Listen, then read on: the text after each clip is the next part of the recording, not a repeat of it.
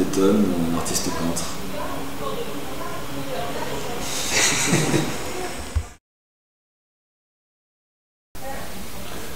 Parcours assez classique, donc je me suis intéressé au dessin dès mon plus jeune âge. Du dessin classique, ensuite au fur et à mesure des années, je me suis rapproché de la bande dessinée. C'est un univers qui me plaisait beaucoup. Et par la suite, donc, j'ai fait des études en dessin publicitaire. Ensuite, j'ai découvert le tag et le graffiti, dans lequel je me suis épanoui. J'ai continué des études en narration figurative. J'ai continué encore des études en dessin de nu et d'anatomie. Ensuite, en parallèle à ça, j'ai commencé aux environs de 1991-1992 à travailler sur toile, à faire mes œuvres sur toile et par là même à exposer. Et en annexe, j'ai travaillé aussi dans le dessin animé, notamment sur Kiriko la sorcière. J'étais donc en tant qu'assistant de production. Mais jusqu'à nos jours, j'ai arrêté de faire d'enseigner, bien sûr, ça a duré 1 an. Et aujourd'hui, je continue donc, ma carrière d'artiste peintre. Disons que j'ai, au fur et à mesure de mon évolution et de mon parcours, j'ai constamment ajouté des choses les unes après les autres. Et donc ce ne sont pas que des passages, des étapes par lesquelles je suis passé, à savoir la BD, ensuite j'ai changé, ainsi de suite. Non, j'ai incorporé, en fin de compte, toutes ces étapes de ma vie à ce que je fais actuellement. Et la simple chose, c'était que j'ai essayé de leur donner une place. Donc j'ai essayé, c'est une sorte d'équilibrage que je fais, c'est-à-dire que moi j'essaie que chaque chose ait sa place et que ce soit complémentaire. Et ça donne ce que je fais actuellement.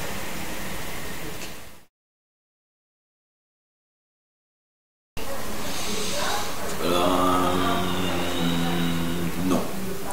Par contre, j'ai dernièrement, là, j'étais aux Antilles et ma mère m'a donné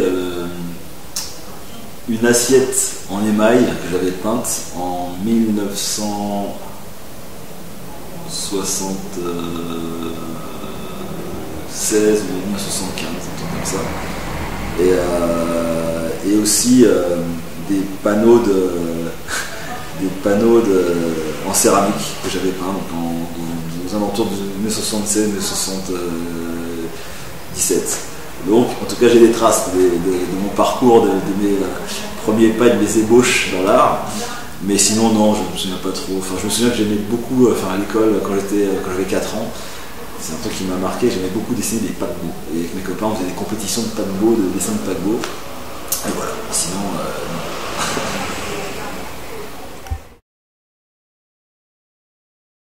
Alors, ma première expo s'est faite en 1992. Et je l'ai faite à Saint-Germain, que je ne dis pas de bêtises, Saint-Germain-des-Prés, pas trop loin d'ici, c'était un restaurant, je crois, un restaurant. Et alors que je ne dis pas de bêtises, première exposition à Saint-Germain-des-Prés, de l'autre côté, et c'était dans un restaurant. Donc c'était ma première série conséquente, voilà, le premier jet.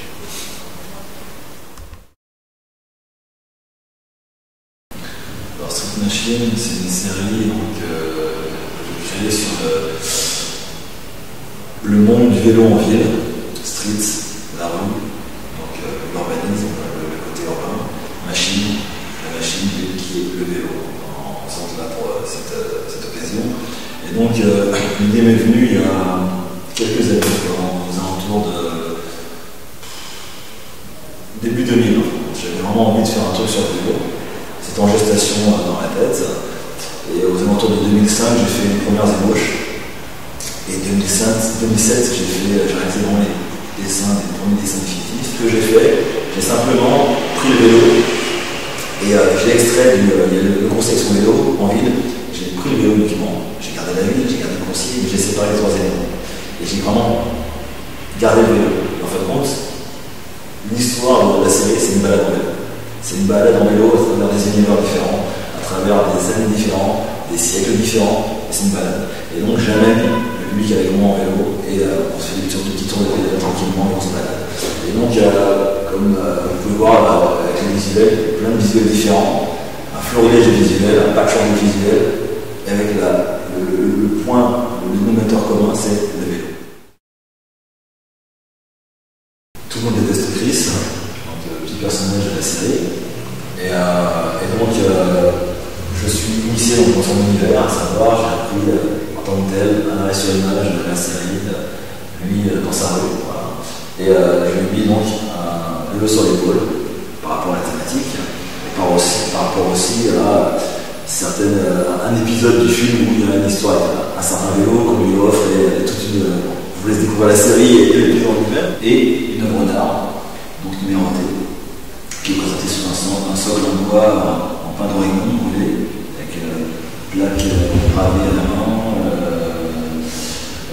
qui installe en peinture faite en résine, vraiment très bel objet.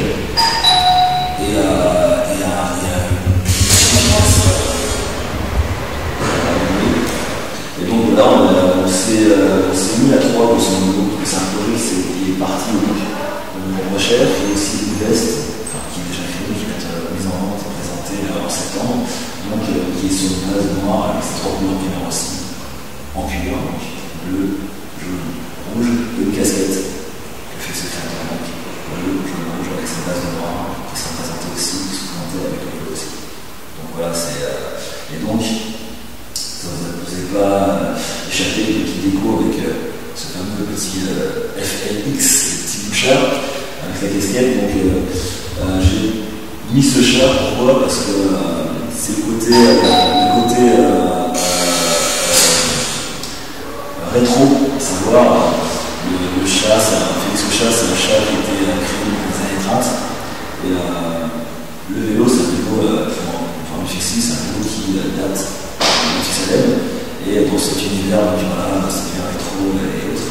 Donc là, on a un tableau qui est fait en différentes matières, à savoir cuir, aluminium, liège et cuir, donc, qui est gravé, à la pointe et à la chaleur, et qui représente le visage d'un personnage qui est très important, qui est un peu la pierre en lumière un peu de cette exposition-là aussi, un peu à ce dommage, qui s'appelle M. Taylor Marshall. C'est un coureur cycliste, mais ce monsieur, c'est pas n'importe quel coureur cycliste, c'est le premier afro-américain, le premier noir champion du monde au niveau international. Donc c'est un monsieur qui est devenu champion du monde en 1899.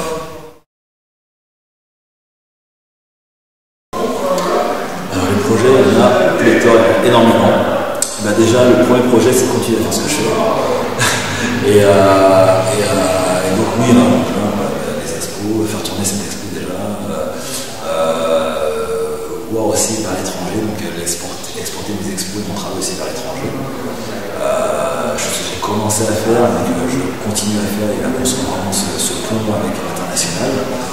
Et puis sinon, oui.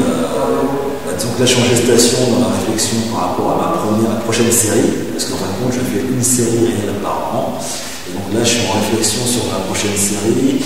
J'ai plusieurs idées en tête, et je me donne encore un mois pour vraiment concrétiser le truc. Fin juillet, j'aurai vraiment tranché sur ce que je vais présenter l'année prochaine. Et voilà, quoi. Donc, plein de choses.